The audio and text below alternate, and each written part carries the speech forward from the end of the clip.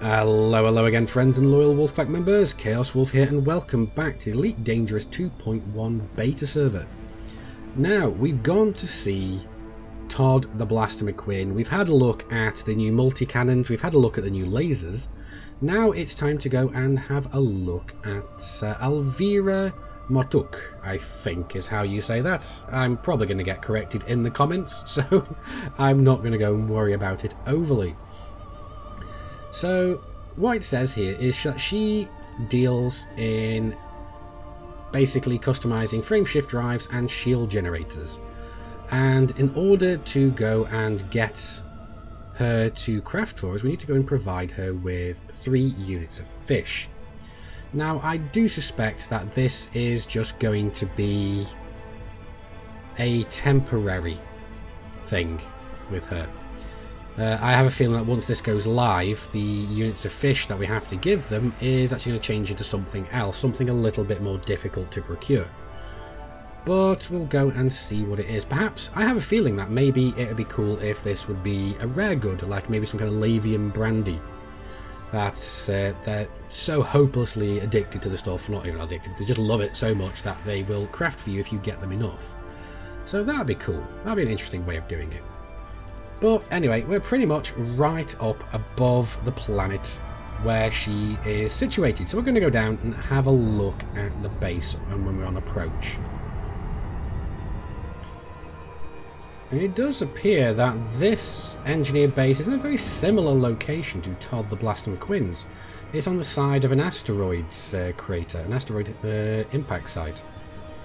So, well, probably a meteor impact site, but that kind of might potentially make sense, especially if it was an asteroid or a meteor that was very high in metal content. But here we are, long sight base. We can see it already from 60 kilometers out, so it is a very large facility yet again.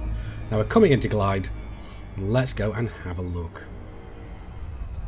Oh, awesome. This is one of the bases with the biodomes. We might have to have a fly over and have a look, see what we can spot inside. Falcon Delacey Charlie Hotel Alpha Flight Control online. Welcome, Commander. Request docking permission if you wish to land. You know, I'm really going to have to look back over my recording videos, at least to check whether or not that serial number that they give me is persistent or whether it's different every time. I think it's persistent, but I'm not 100% certain. But anyway, let's go and request docking. This always throws me, considering for some reason that these bases are at the bottom of the contact list. To landing pad 07. No. Yeah, I forget we're on gravity. But yeah, they seem to be growing something in there. Something green. So it is a biodome of some description. What? So, yeah, they're keeping themselves going. That's cool. It even appears to have some kind of irrigation systems in there. Awesome. So the attention to detail here is absolutely amazing. Now, where is my docking pad? Please tell me it's on one of the pads over the edge. I really want to go and see that. So let's go and see. We're on pad 7. There's a lot of these things around. So where is it? There it is. Oh, I wanted that one up there. I wanted to land on pad 6. They look so cool. Wow, just look at all this. This looks amazing. So let's get ourselves set down on the pad. I can't believe how much better this game looks post, basically in this beta, or because it's going to look as soon as it goes live. Landing gear not deployed. Yes, Darth Vader, I know that I haven't got my landing gear deployed. So let's get ourselves put down. Wow! Ah, that'd explain it. This is a 1.2G world. I really didn't pay attention to that. Landing operation complete. Commence system shutdown. Welcome, Commander. Thank you, Darth Vader. It's nice being welcomed by Darth Vader here. So, okay, here we are at Longsight Base, and it's the standard one of the engineer hangars. So yeah, that's kind of cool. So let's go into the starport services and have a look at the engineer's workshop. So what we need to do is we need to donate 3 tons of fish. I've got 4 with me, so here we go. Let's actually see if this works. Yeah, it works fine.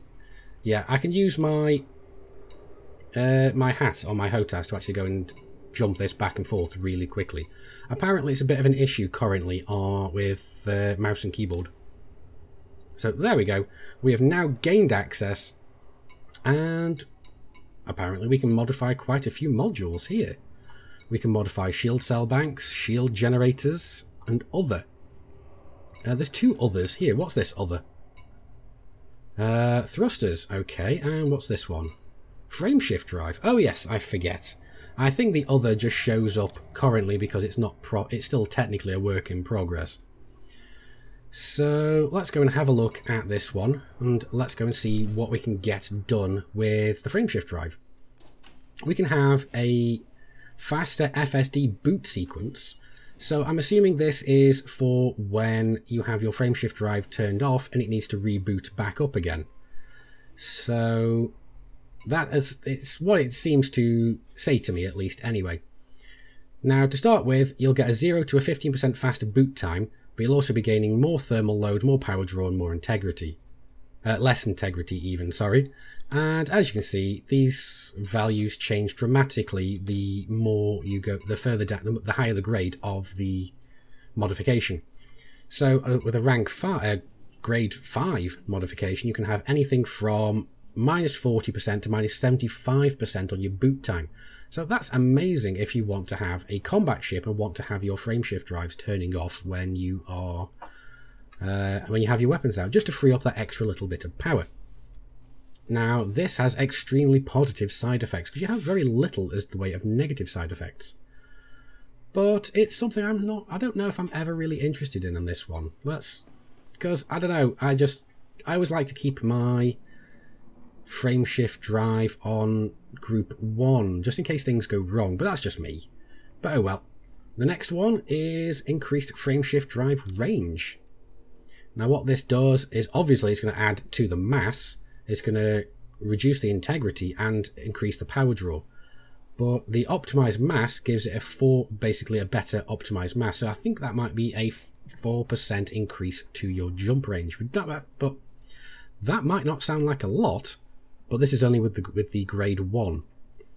Grade 2, 3, 4, and 5 are a massive increase to this. I mean, yes, you're going to have up to a 50% increase in mass.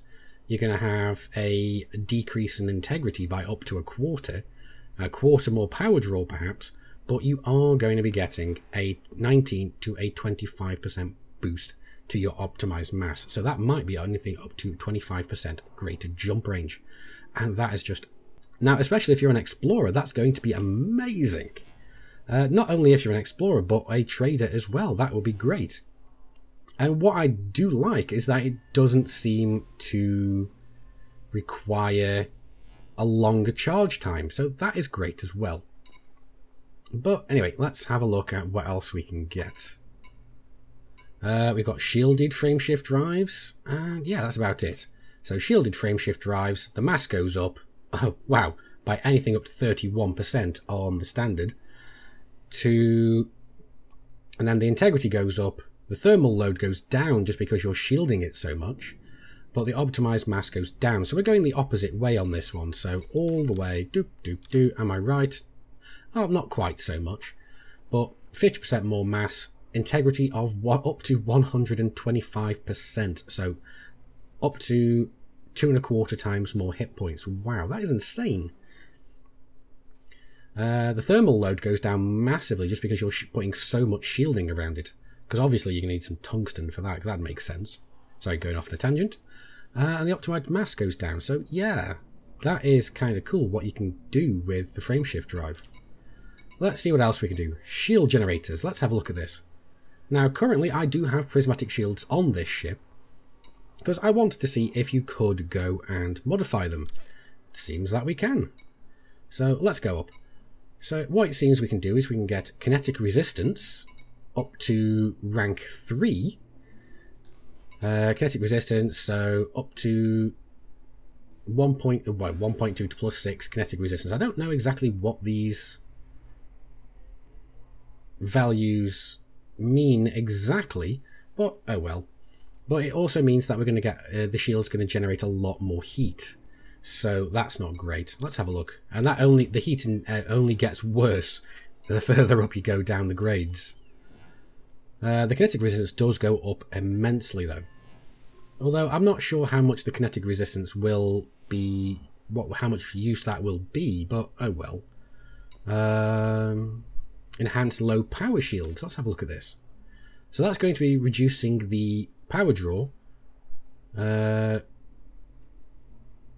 reducing the optimal hull mass. Okay, so not quite sure how this equates to things. I think that just might mean that it throws the shields out of whack a little bit. So I think what this means is we get less power draw, but the shields are going to be a bit weaker. The mass is going to go down, the integrity is going to go down, but the overall optimal strength stays about the same. So I don't know. The overall strength stays about the same, but the optimal hull mass it basically goes down. So I think it will reduce the strength of your shields overall, and these just change overall. But again, the optimal hull mass does not change it. The optimal strength even does not change it in the slightest. But you can get anything from 15% reduced power draw, but the optimal hull mass goes down to potentially 10%, 10% less. Mass goes down to about 12%. So this might be nice for if you're going out exploring, because this will actually reduce the mass of your shields, making it so that you can jump further. So this is potentially quite nice. Integrity obviously goes down, the optimal thing stays the same. Reinforced shields? What does this do? Optimal strength stays the same. Kinetic resistance, thermal resistance, and oh right, this is just buffing the shields in general. Broken regen rate. Okay, so it takes a lot longer for the shields to come back up. Anything from a 21% longer time. So that's not going to be fun, but it's still good. It's still really great. It's pretty much. So overall, it's kind of cool. It's like having prismatic shields almost. So imagine having prismatic shields and buffing this all the way up to maximum reinforced shields. We're going to have a massive increase to kinetic resistance, a massive increase to thermal resistance and explosive resistance, but anything up to nearly 30% longer regen times. The regen rate, so the amount of time it takes for a shield while it's up to regen from minimum to maximum strength, is going to be 10% longer at worst, and it's going to take a lot more distributor draw. Well, not a lot more, about 4% more. So that's not going to be great, but it's still going to be good. Now, this looks like it's going to be something that would be very, very good for certain combat builds, especially conflict zone builds. So, yeah, I'm definitely going to go and stick a pin in this one at some point. Now, the last one here is thermal resistance. Now, obviously, this is just the same as the kinetic resistance, but for thermal damage. And I think this one would be the one that is more useful, for the simple fact that shields are generally weaker to thermal damage. But the only problem is it does reduce your overall kinetic resistance. It really depends what you want to have going. Personally, I'd rather just go for the reinforced shields, just to get a buff on everything. Yes, we get a good amount of negatives on this, but I much prefer having the overall better stats. So yeah, let's have a look at what else she can do. What was the other again? That was thrusters. So let's have a look. Dirty drive tuning. What does this do? Optimal multiplier. All right. So I have a feeling this might make us a little faster and a little bit more maneuverable. Obviously, the thermal load is going to go up, the power draw is going to go up, the integrity is going to go down, and the optimal mass is going to go down. So, yeah, this has slightly positive side effects. Let's have a look at what it is on the next one. And this is still slightly positive. But yeah, I think it just might mean we're faster, but we still might not turn as quick. So I think this might mean that we're just faster in a straight line. Drive strengthening. Obviously, that's putting the integrity up and the thermal load down, so that's not bad. So yeah, again, that is going to be for combat ships more. And there we go. We can get anything up to 40% increase in drive strength. And clean drive tuning. Here we go. So what's this? This has, again, still slightly positive, but we get the optimal multiplier, reducing thermal load, integrity is going to go down, optimal mass is going to go down, and power draw is going to go up. And how does that go to this one? Yeah, it's still going to be better, so I still think this is going to mean we're going to be a lot faster. But we need like crystal shards, conductive components, and unexpected emission data. Okay. Now this stuff kind of seems like fairly easy to get hold of, and I'm going to have to come back here, especially with a Viper Mark III, considering that the Viper Mark III is going to be currently the fastest cruising ship in the game. What else? Shield cell banks. Let's have a look at this. Rapid charge shield cell bank. Okay, all right. What's this do? Optimal multiplier. Perhaps that recharges 4 times faster, or 4% faster even. Sorry. Thermal load is going to be higher, so yeah, that's not going to be fun. Power draw is higher, integrity is lower, and the optimal mass is lower, so that's not great. What's this? Oh, this is the boot time. Okay, so it boots up faster from swapping over from one to the other. Okay, cool. Alright, so that's pretty much what the lovely lady up here will go and craft for us. That's everything we've got here, but let's see if there's anything else. Browse all. No, that's everything. So, that's pretty what... Elvira Martuuk. So that's pretty much what Elvira Martuuk will go and craft for us, and pretty much what you need to go and get it done. Now, like I said, currently you need to go and give her 4 fish, but I somehow think that's going to be changed to something a little bit harder to obtain in the live server. But anyway, what do you think of the? What do you think of this engineer? Do you think she is one of the better engineers? Because I really do like this one.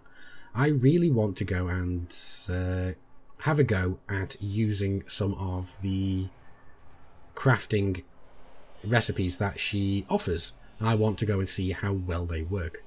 But anyway, guys, I do hope you've enjoyed this video and found it useful to give you a little bit more knowledge about the engineers and what they provide.